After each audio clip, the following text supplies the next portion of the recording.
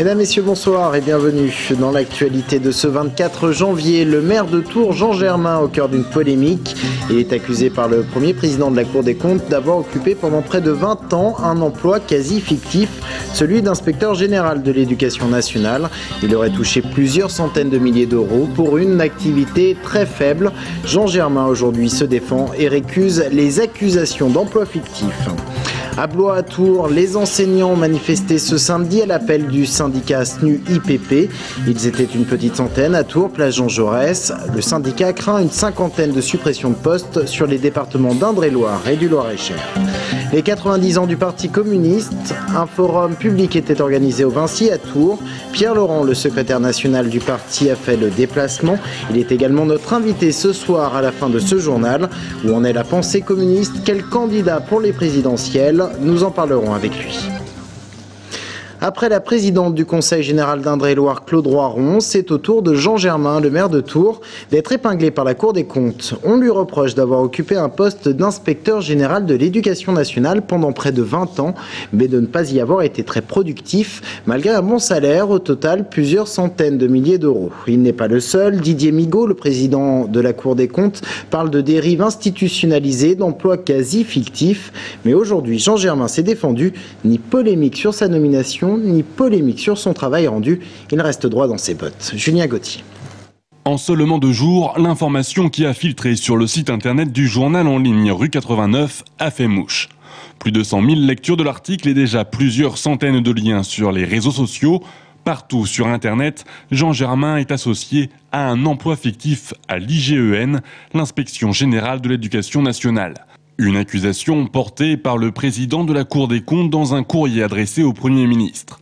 Dans ce courrier, il est reproché au maire de Tours une nomination au tour extérieur à l'IGEN, c'est-à-dire à la discrétion de l'exécutif. Mais cette information est erronée, comme le prouve le décret du 21 janvier 1993 paru au journal officiel. Jean Germain, alors président de l'université, a été nommé au 2e tour et a donc respecté la procédure normale.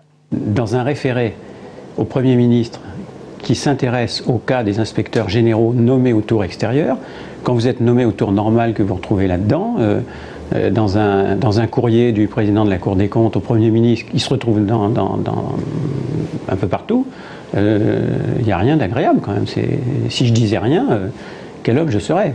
Autre reproche du président de la Cour des comptes dans son référé, l'activité réduite de l'inspecteur général en 18 années d'exercice, je cite, sans commune mesure avec les rémunérations versées.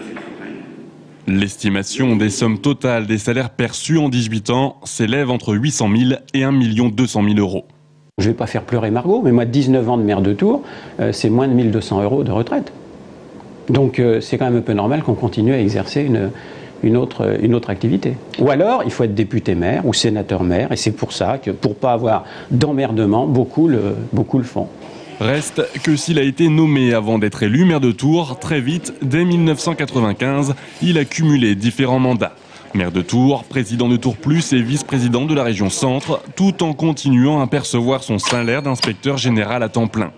C'est finalement ce point qui pose un véritable hic. Car en tant qu'élu, il aurait pu demander des décharges horaires ou une mise en position de détachement pour un temps partiel. Chose qu'il n'a pas faite avant de prendre sa retraite en septembre 2010. Les enseignants se sont mobilisés samedi à l'appel du syndicat SNU-IPP. Ils se sont rassemblés à Blois devant la préfecture et place Jean Jaurès à Tours où ils étaient une petite centaine. Ils craignent la suppression de 28 postes en Indre-et-Loire et de 18 dans le Loir-et-Cher alors que le nombre d'élèves, lui, devrait augmenter selon le syndicat. Romain Delvin. Un rassemblement pour marquer le coup. Un premier rendez-vous place Jean Jaurès pour les syndicats d'enseignants qui protestent contre les suppressions de postes dans le département. 28 postes en moins à la rentrée 2011 en Indre-et-Loire. On gagne des élèves au niveau des collèges. En revanche, on perd des divisions, on perd 30 divisions dans les collèges, alors que le nombre global d'élèves augmente. Donc qui dit 30 divisions en moins, dit des postes en moins qui vont disparaître. La situation des effectifs n'est déjà pas idyllique, loin s'en faut aujourd'hui avec des classes surchargées, ce que sont venus rappeler les quelques élèves présents au rassemblement. Au aucune classe à 32. C'est des classes à 35 minimum déjà. Ensuite, ça fait quoi d'être 35 dans une classe? Eh bien, ça fait que des fois on manque de chaises, des fois on manque de tables, simplement parce que il y en a pas assez. Les classes sont pas prévues pour accueillir autant d'élèves. Ça fait un bruit toujours constant, ça fait la concentration qui se dégrade. Ça fait que le prof il peut pas suivre personnellement chaque élève parce qu'il est obligé de tout surveiller et qu'il peut pas répondre aux demandes de chaque élève. À force de supprimer des postes, des écoles pourraient disparaître ou fusionner. Mais avec les élections cantonales qui approchent, le gouvernement a voulu retarder la déclaration de la carte scolaire. Pour ce qui est de la carte scolaire de la rentrée 2011, le gouvernement a eu peur justement de ces mesures de carte puisqu'ils veulent s'attaquer aux écoles. Là. Ils veulent fermer des classes, ils veulent fusionner des écoles entre elles pour fermer des classes. Du coup, comme il y avait les élections cantonales, ils ont repoussé l'ensemble des mesures après le 28 mars. Pourquoi? Parce qu'ils ont peur des réactions des parents d'élèves, des enseignants et des élus, des mairies. De son côté, l'UNSA a rebaptisé la place Jean Jaurès et l'entrée de la rue Nationale place et rue du budget 2011. L'UNSA qui pointe aussi du doigt la situation post-réforme de l'IUFM et la nouvelle formation professionnelle des enseignants.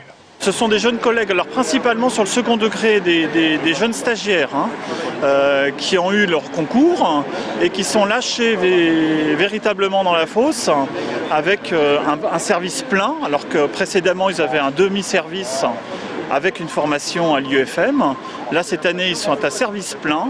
On peut constater un certain nombre de démissions, mais surtout, et ce qui est vraiment révélateur, c'est énormément d'arrêts maladie. Et la hausse d'arrêts maladie dénote effectivement une détresse et une souffrance. Une souffrance pour les enseignants d'Indre-et-Loire, mais qui est généralisée. Ce sont 120 emplois qui seront supprimés dans l'académie, 88 postes d'enseignants et une trentaine d'emplois pour les intervenants extérieurs chargés des langues vivantes.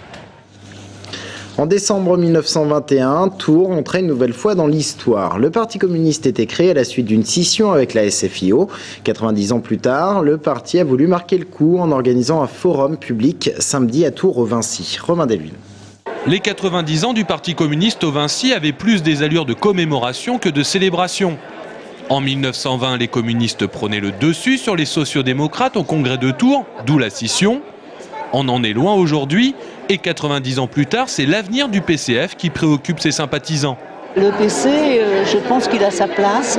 Il faudrait vraiment qu'il y ait des gens, des jeunes, qui prennent un peu les choses en main et qu'on sorte de cette espèce de discours un peu routinier, un peu répétitif, qui fait que par moments j'ai l'impression que c'est une vieille dame qui radote, un peu comme moi, quoi. Pendant que les camarades pénètrent dans le Vinci, Pierre Laurent, le secrétaire national du PCF, s'entretient avec les membres de la gauche locale. Avec une présidente du Conseil général socialiste, un maire socialiste, le PS voit surtout cet anniversaire comme un temps révolu.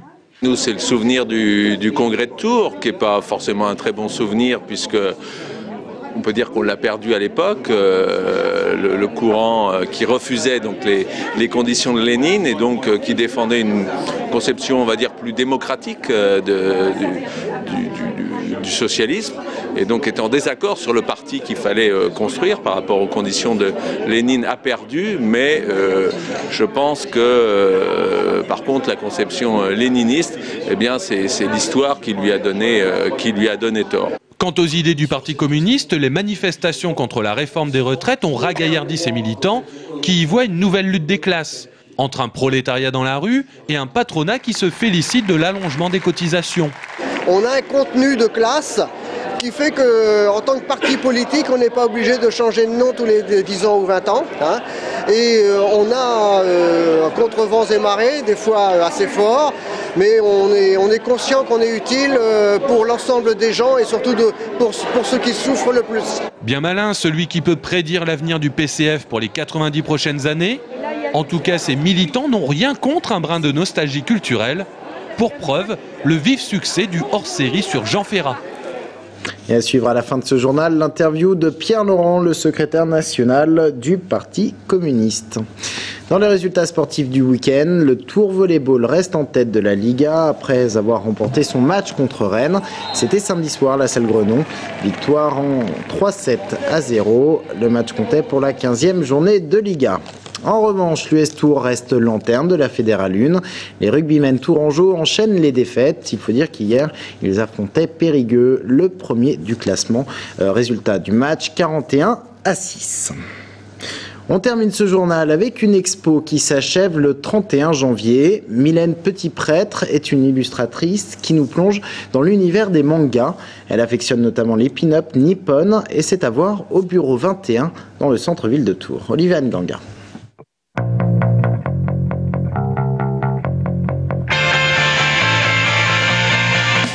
Mylène Petit-Prêtre, alias Mimizart, a tout d'une artiste. La preuve, elle crée, imagine différents personnages sortis tout droit de son imagination. Un monde de bulles qu'elle explore depuis son plus jeune âge. Son meilleur outil, sa palette graphique, celle-ci lui permet d'accentuer les effets et les ombres portées de ses esquisses, une griffe qui donne automatiquement une autre dimension à son histoire. Mon univers, c'est beaucoup de pin-up. J'aime bien en fait mêler le côté mignon et un peu trash. Mélanger un peu les deux. Et j'aime beaucoup aussi faire des dessins dans un style plus enfantin, pour plus tard faire des livres pour enfants. Avec le temps, j'ai voulu m'inspirer un peu plus du cinéma en fait, essayer d'intégrer une touche vraiment personnelle. Je pense y être arrivée, je pense qu'on reconnaît ma patte maintenant, même si je ne suis jamais encore totalement satisfaite. Mais voilà, je pense qu'avec toutes ces inspirations, que ce soit le cinéma ou même la BD franco-belge, j'ai voulu vraiment créer un style. Une marque de fabrique qu'elle forge en s'inspirant de divers dessinateurs, en particulier de grands illustrateurs japonais. L'artiste qui me fait rêver, c'est Jiro Taniguchi. Ce qui me touche, en fait, c'est sa patte, sa façon de nous faire rêver, avec ses histoires qui mêlent réalité et fantaisie. Même si ça reste assez réaliste, en général, il y a toujours une petite part de magie. Les Feeble Sisters, héroïnes issues des créations les plus folles de cette illustratrice, entre Disney et Tarantino, tapisseront les murs du bureau 21, une opportunité pour les amoureux des pin-up nippon de s'imaginer en Anna, Neza ou bien Scarlett, une occasion de se créer son propre univers. Fin de cette édition, merci de l'avoir suivi. On se retrouve dans un instant avec Pierre Laurent. Reste avec nous.